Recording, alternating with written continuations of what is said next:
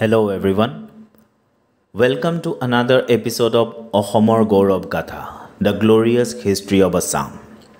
In our last episode, we discussed about Suhungmung. We saw that Suhungmung, he was also known as Dihingya Raja because he shifted his capital to Bokota on the bank of the river Dihing. যিহেতু তেখেতে নিজৰ ৰাজধানী দিহিং নদীৰ পাৰলৈকে shift কৰিছিলে সেই কাৰণে সুহুংমুঙক দিহিঙীয়া ৰজা বুলিও জনা যায় আমি দেখিলো যে সুহুংমুঙৰ শাসনকালত আহোম সাম্ৰাজ্যৰ এক্সপানশন হৈছিলে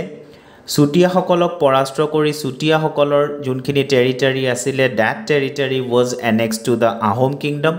similarly কছাৰীসকলৰ ৰজা ডেচাঙক হত্যা কৰি কছাৰীসকলক পৰাস্ত কৰি কছাৰীসকলৰ আন্ডাৰত যি টেৰিটৰি আছিল সেই টেৰিটৰিও আপোনাৰ আহোম কিংডমৰ লগত এনেক্স কৰা হয় The territory annexed from the Sutias were placed under an officer called Hodiakhua Guhai and similarly the territories annexed from the Kosaris were placed under an officer called Morongikhua Guhai আমি আৰু দেখিলো যে সুহুংমুঙৰ শাসনকালতে a new minister's post was introduced ইয়াৰ আগলৈকে দুজন পাত্ৰ মন্ত্ৰী আছিল বৰগুহাই and বুঢ়াগুহাই কিন্তু সুহুংমুঙৰ সময়ত আৰু এটা পদ ইন্ট্ৰোডিউস কৰা হয় এণ্ড that was বৰপাত্ৰ গুহাই গতিকে সুহুংমুঙৰ শাসনকালত তিনিজন পাত্ৰ মন্ত্ৰী হৈ গৈছিল বৰগুহাই বুঢ়াগুহাই আৰু Borpatra গুহাই We also saw that during the rule of Suhungmung A general from Gaura,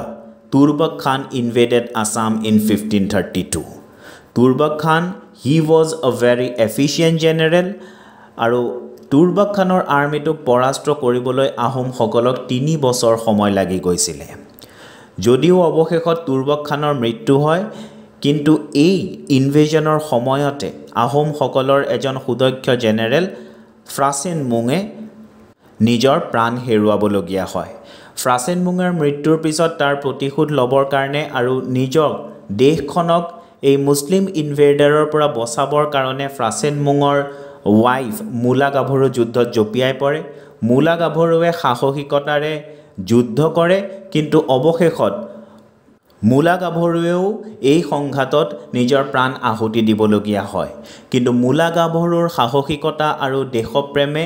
বাকি আহোম সৈন্যক অনুপ্ৰাণিত কৰে আৰু আহোম সৈন্যই এবাৰ নতুন সাহসেৰে নতুন উদ্যমেৰে পুনৰ মুছলিম ইনভেডাৰ সকলৰ লগত যুদ্ধ কৰে আৰু অৱশেষত তুৰ্বক খানক হত্যা কৰি পেলাই তুৰ্বক খানৰ আৰ্মিক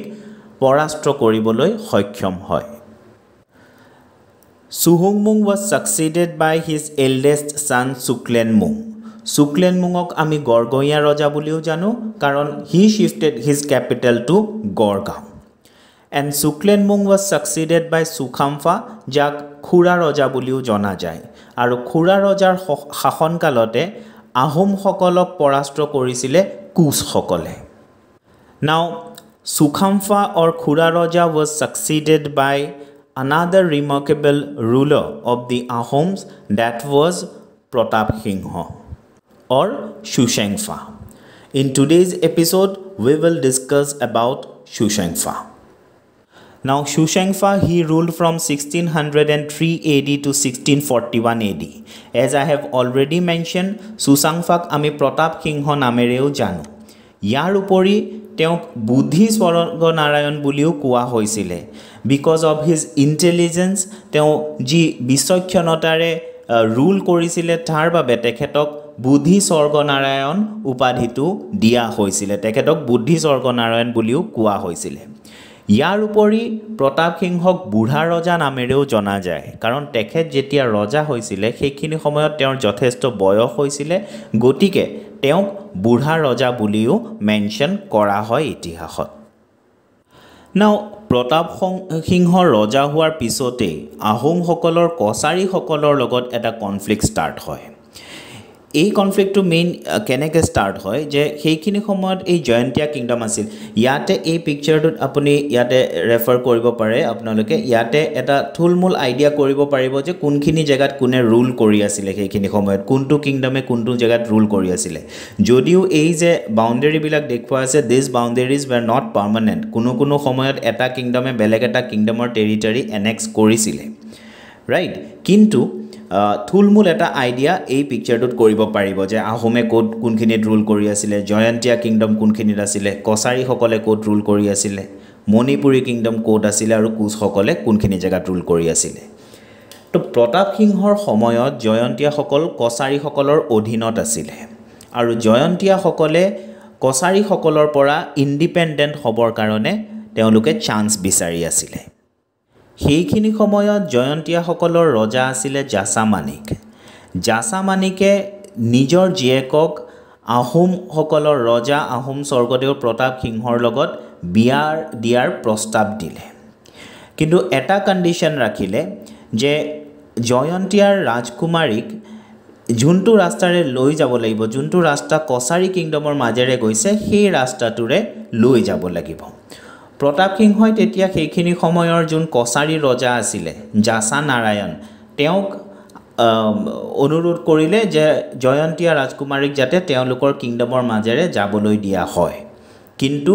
সেইখিনি সময়ত কছাৰীসকলৰ ৰজা আছিলে যোন Jasa Narayan refuse to give that permission Jasa Narayan মান্তি নহ'ল জাছা নাৰায়ণে ক'লে যে আমাৰ কিংডমৰ মাজেৰে ৰাজকুমাৰীক যাব নোৱাৰে ইউ চি চুহুংমুঙৰ সময়ত কছাৰীসকলক পৰাস্ত কৰিছিলে আহোমে কিন্তু তাৰ পিছত খুৰাৰোজাৰ সময়ত যেতিয়া কোচসকলে আহোমক পৰাস্ত কৰিলে তাৰ পিছত আহোমসকলৰ পাৱাৰ লাহে লাহে কমি গৈছিলে তেওঁলোকৰ কছাৰীসকলৰ ওপৰত তেওঁলোকৰ যি কণ্ট্ৰল আছিলে চুহুংমুঙৰ সময়ত সেয়া লাহে লাহে কমিব ধৰিছিলে আৰু এতিয়া কছাৰীসকলেও আহোমসকলৰ অধিপত্য উফৰাই পেলাই তেওঁলোক ইণ্ডিপেণ্ডেণ্টলি ৰুল কৰিব বিচাৰিছিলে গতিকে জাছা নাৰায়ণে তেওঁ মান্তি নহ'লে তেওঁ ক'লে যে আমাৰ মাজেৰে যাব নোৱাৰে গতিকে তাৰ পিছতে এটা সংঘাত হয় আহোম আৰু কছাৰীসকলৰ মাজত initially this Kacharis were defeated by the Ahoms কিন্তু তাৰ ঠিক পিছতেই Kacharis under Jasa Narayan defeated the Ahoms initially আহোমসকলে পৰাস্ত কৰে কিন্তু সেইটো বেছি দিন নাথাকে তাৰ পিছতেই কছাৰীসকলে পুনৰ আহোমসকলক পৰাস্ত কৰে আৰু তাৰ পিছতেই জাছা নাৰায়ণে to celebrate this victory he assume the name of Pratap Narayan right আৰু সেইখিনি সময়ত তেওঁলোকৰ কেপিটেল চিটি আছিলে মাইবং তেওঁলোকে জাছা নাৰায়ণে মাইবঙৰ নাম সলনি কৰি পেলাই কীৰ্তিপুৰ ৰাখে ইন দি মিন টাইম মোগলসকলো অসমৰ ফালে আগবাঢ়িবলৈ বা মোগলসকলৰ লগতো আহোমসকলৰ সংঘাত আৰম্ভ হয় গতিকে কছাৰীসকলৰ হাতত পৰাস্ত হোৱাৰ পিছতো প্ৰতাপ সিংহই ভাবিলে যে এফালে মোগলসকল আগুৱাই অহাৰ ভয়টো আছে অলৰেডি গতিকে এইখিনি সময়ত কছাৰীসকলৰ লগতো যদি এটা কনফ্লিক্ট ষ্টাৰ্ট হয় তেনেহ'লে আহোমসকলৰ বাবে বা আহোম কিংডমৰ কাৰণে সেইটো বৰ সুবিধাজনক নহ'ব গতিকে কছাৰীসকলৰ হাতত পৰাস্ত হোৱাৰ পিছতো তেওঁ কছাৰীসকলৰ এগেইনষ্টত বা কোনো একশ্যন নলৈ পেলাই এটা ফ্ৰেণ্ডলি ৰিলেশ্যনশ্বিপ মেইনটেইন কৰিবৰ কাৰণে প্ৰস্তাৱ আগবঢ়ায় আৰু কছাৰীসকলেও সেই প্ৰস্তাৱটো গ্ৰহণ কৰে গতিকে কছাৰীসকলে পৰাস্ত কৰে আহোমক কিন্তু আহোমসকলে তাৰ প্ৰতিশোধ ল'বৰ কাৰণে সেইখিনি সময়ত চেষ্টা নকৰে কাৰণ সেইখিনি সময়ত কছাৰীসকলতকৈ বেছি চিন্তনীয় বিষয় আছিলে মোগল ৰাইট কাৰণ মোগলৰ লগত লাহে লাহে সংঘাত আৰম্ভ হৈছিলে চুচেংফাৰ সময়ৰ পৰাই প্ৰতাপ সিংহৰ সময়ৰ পৰাই এতিয়া প্ৰতাপ সিংহৰ সময়ত আৰু দুটা পোষ্ট এড কৰা হয় বৰবৰুৱা আৰু বৰফুকন অলৰেডি চুহুংমুঙৰ সময়ত তিনিজন পাত্ৰমন্ত্ৰী আছিলে বৰগোহাঁই বুঢ়াগোহাঁই বৰপাত্ৰ গোহাঁই এতিয়া ইয়াতে আৰু দুটা পদ সংযোগ কৰা হয় বৰবৰুৱা আৰু বৰফুকন প্ৰথম বৰবৰুৱা আছিলে মোমাই তামুলী লাচিত বৰফুকনৰ দেউতাক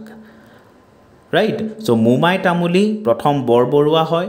আৰু প্ৰথম বৰফুকন আছিলে লাঙি পানীচিয়া আৰু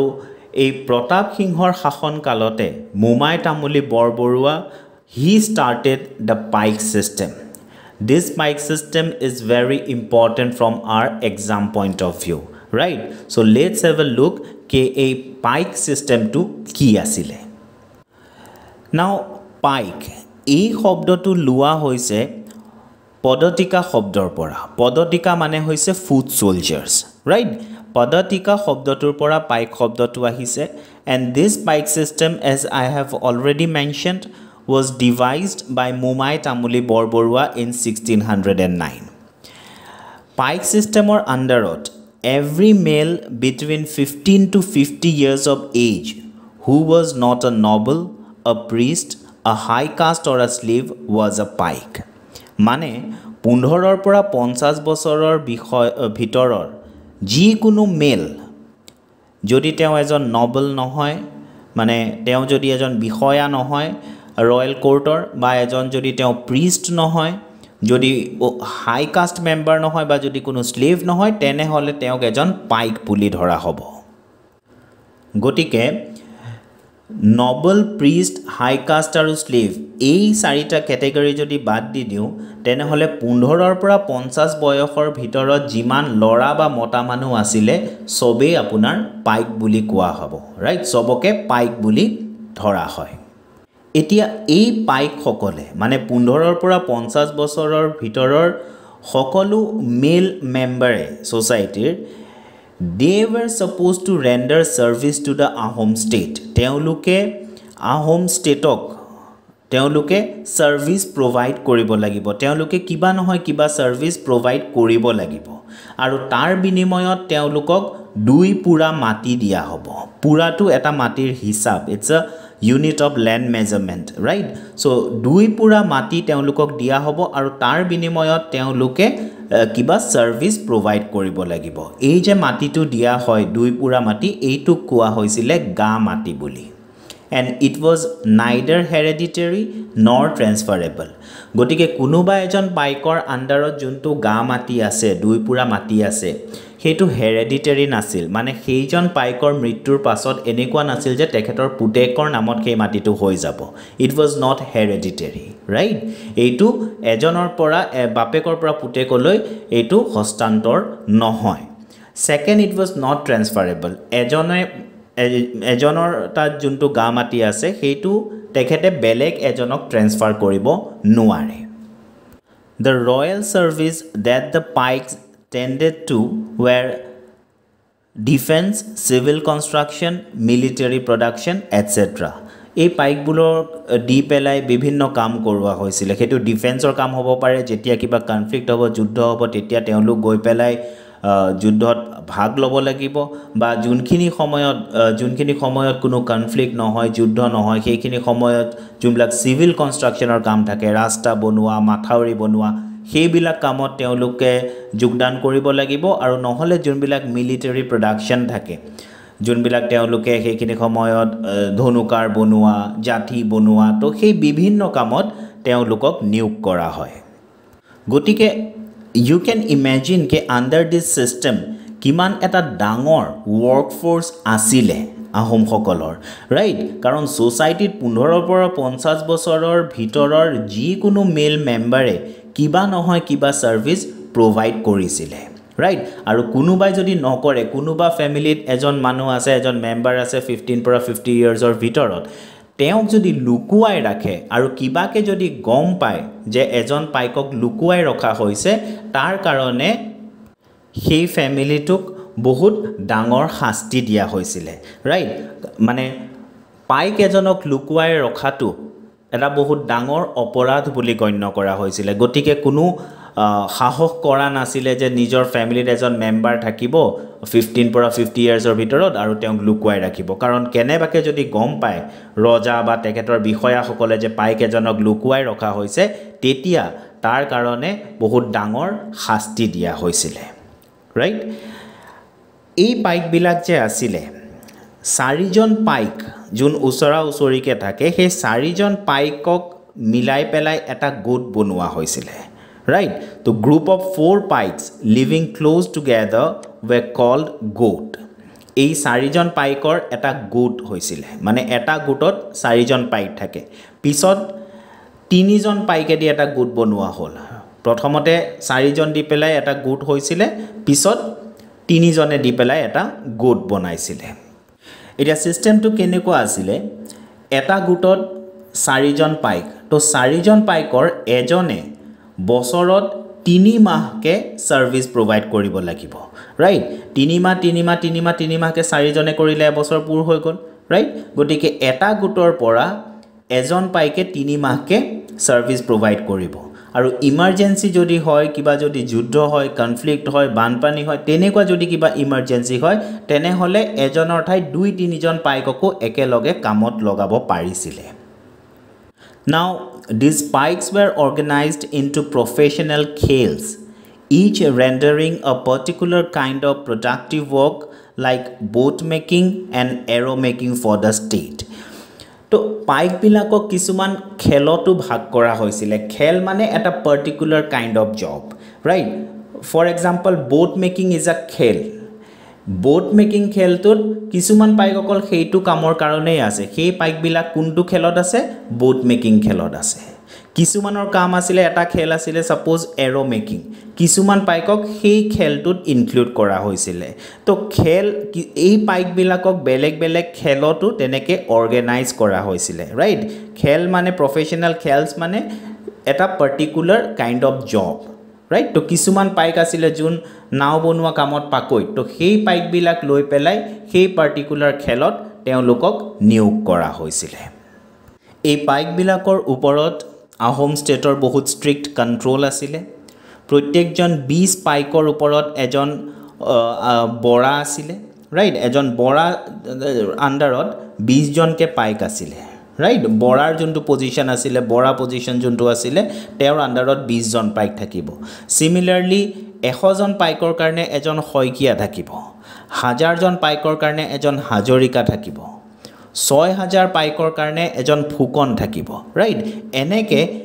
teolukor ei paik system to eneke organize kora hoisile right borar underot 20 jon paik hoikiar underot 100 jon paik হাজৰিকাৰ আন্দাৰত 1000 জন পাইক আৰু ফুকনৰ আন্দাৰত 6000 পাইক ৰাইট তো এই জুনটো পাইক সিস্টেম মুমাই তামুলি বৰবৰুৱাই আৰম্ভ কৰিলে প্ৰতাপ সিংহৰ শাসন কালত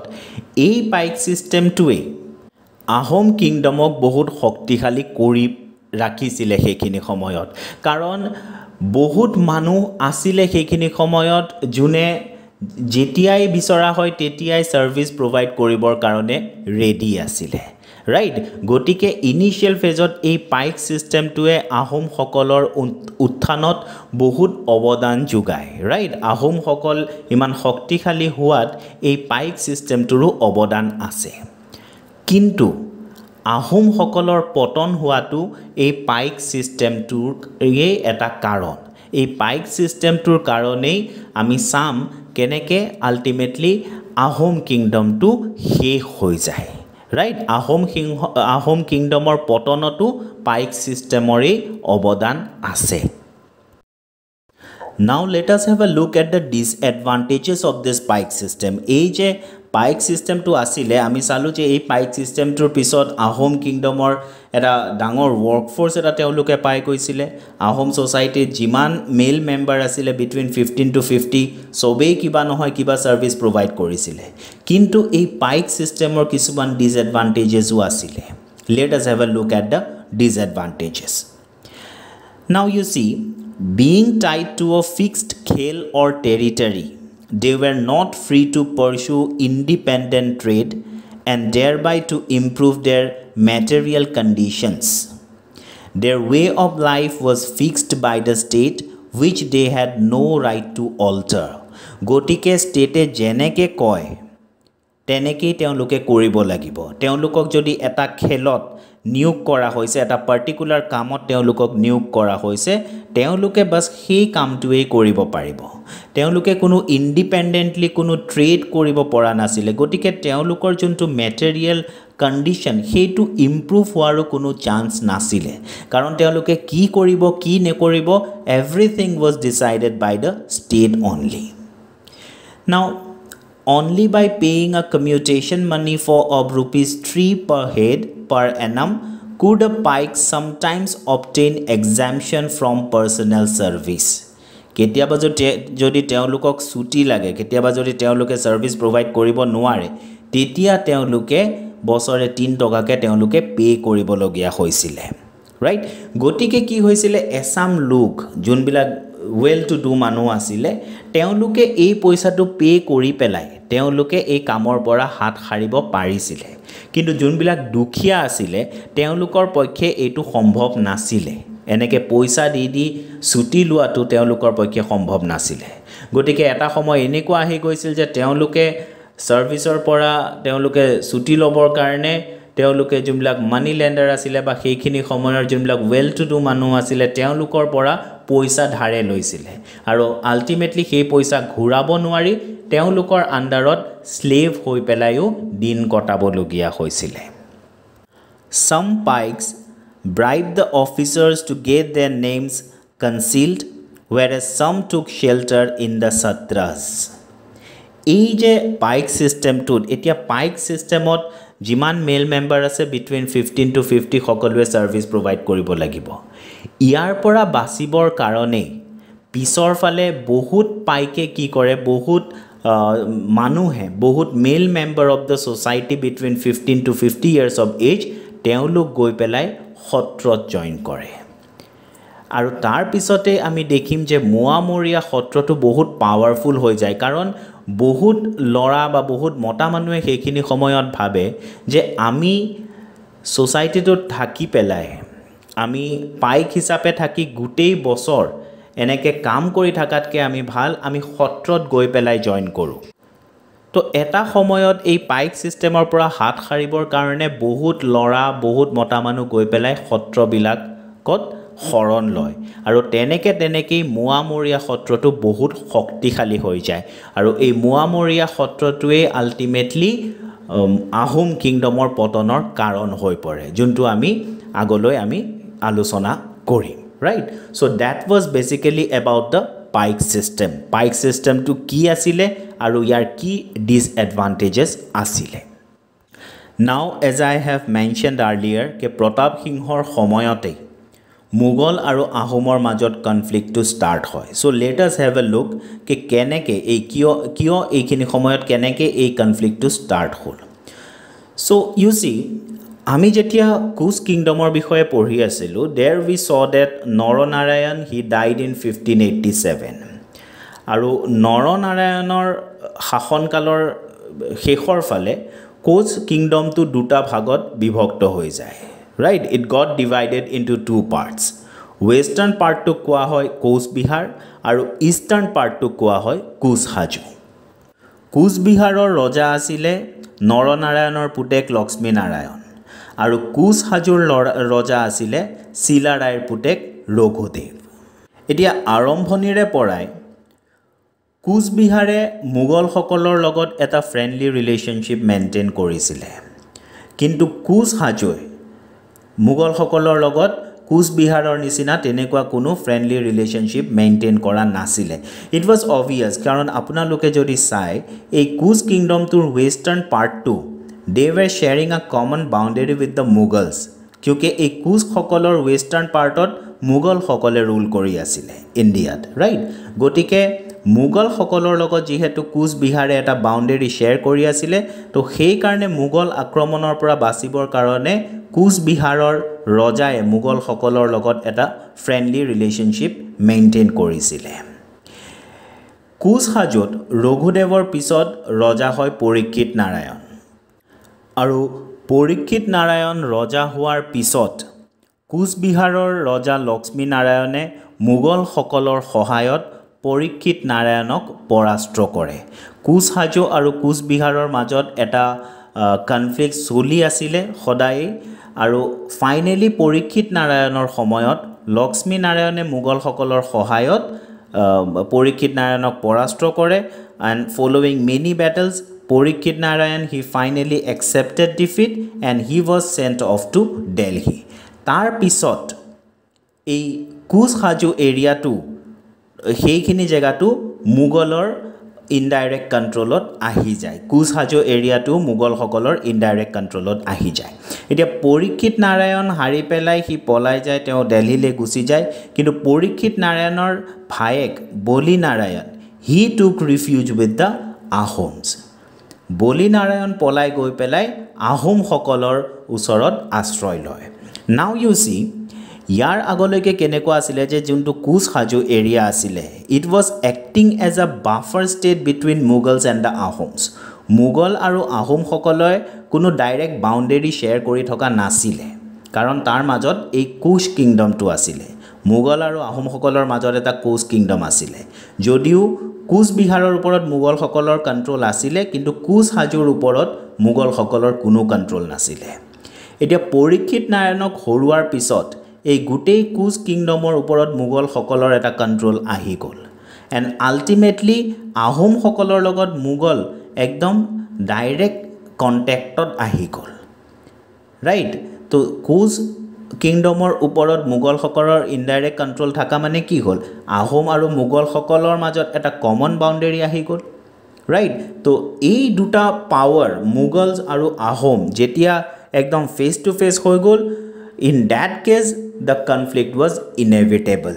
আৰু আল্টিমেটলি সেইটোৱেই হ'ল লাহে লাহে মুগল আৰু আহোমৰ মাজত সৰু সুৰা বাউণ্ডেৰী ডিস্পুট আৰম্ভ হ'ল আৰু বাউণ্ডেৰী ডিস্পুটৰ পৰা আৰম্ভ হৈ পেলাই তেওঁলোকৰ মাজত বেলেগ বেলেগ জেগাত কনফ্লিক্ট হোৱা ষ্টাৰ্ট হ'ল নাও বেলেগ বেলেগ জেগাত শুৱালকুছি হাজো ভৰালি এই বেলেগ বেলেগ জেগাত আহোম আৰু মুগলসকলৰ মাজত এই কনফ্লিক্টটো চলি থাকিলে কেইবছৰমান ৰাইট যদিও দুইটা পাৰ্টিয়ে কোনেও হাৰ মানিব বিচৰা নাছিলে both parties being tired of war কেইবছৰমানৰ কাৰণে এই হষ্টিলিটিজ অলপমান কম হৈছিলে কিন্তু তাৰ পিছত আকৌ এই দুইটা পাৰ্টি আকৌ এই কনফ্লিক্টত লিপ্ত হয় আকৌ এই কনফ্লিক্ট ষ্টাৰ্ট হয় বেলেগ বেলেগ জেগাত আহোম আৰু মুগলসকলৰ মাজত কনফ্লিক্ট হয় ক্লেশ হয় right but the prolonged war lasting for a period of 12 years so exhausted their resources that both parties desired for peace 12 বছৰ এই সংঘাত যেতিয়া চলিলে দুইটা পাৰ্টিৰে বহুত ৰিসোৰ্স তেওঁলোকৰ ওয়েস্ট হ'ল ইয়াতে খৰচ হ'ল ৰাইট তাৰ পিছতে দুইটাই ভাবিলে যে এতিয়া আৰু এই যুদ্ধটো যদি আগবঢ়োৱাৰ কোনো দৰকাৰ নাই both parties they were tired and they have lost all their resources in these conflicts so ultimately duita party decide korile je eta treaty sign koribor karone eta agreement ot ahibor karone right and accordingly a treaty was concluded in 1639 ahom aru mughal hokolor majot 1639 AD eta treaty sign hol which was known as the Treaty of Ohuror Ali right and according to this treaty the Bornodi on the north bank of the Brahmaputra and the Ohuror Ali on the south were fixed as the boundary between the Ahom and the Mughal territories right so Pratap Singhor শাসন কালত in 1639 AD Mughal aru Ahomor majot eta treaty sign hol juntuk ami Treaty of Ohuror Ali buli kওঁ এই treaty of অসুৰৰ আলি অনুযায়ী বৰনদী ব্ৰহ্মপুত্ৰৰ northern বেংকত বৰনদী আৰু south বেংকত এই অসুৰৰ আলিটো মুগল আৰু আহোমসকলৰ মাজৰ বৰ্ডাৰ হিচাপে দুইটা পাৰ্টিয়ে মানি লয় ৰাইট এই অসুৰৰ আলিটো কোৱা হয় বৰ্তমানৰ যোনটো ৰাজগড় ৰোড আছে গুৱাহাটীত সেই ৰোডটোৱে হয়তো অসুৰৰ আলি বুলি মেনশন কৰিছিলে right according to some scholars this Ohuror Ali can be identified with the Rajgarh Road of this modern day to ei treaty to sign hoy 1639 aru tar pisot kisu samoyar karone Ahom aru Mughal hokolor major conflict to bondho hoy right so ইয়াৰ পিছত এই কনফ্লিক্টটো কিন্তু বন্ধ মানে একেবাৰে শেষ নহয় ইয়াৰ পিছত এটো আৰম্ভণি হে ঠিক আছে এতিয়া প্ৰতাপ সিংহৰ পিছত ৰজা হয় সুৰামফা who was also known as Bhoga Raja and then he was succeeded by Sutimfa who was also known as Noria Raja they ruled for a very short period you can see Suramfa he ruled from 1641 to 44 only 3 years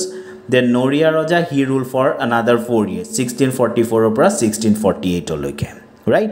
ইয়াৰ পিছত আপোনাৰ ৰজা হয় জয়ধ্বজ সিংহ। সেইখিনি সময়ত আহোম আৰু মোগলৰ আকৌ conflict আৰম্ভ হয়, right? So in the next episode we will discuss about Jayadhwaj Singh, right? আজিলৈ ইমানেই, thank you.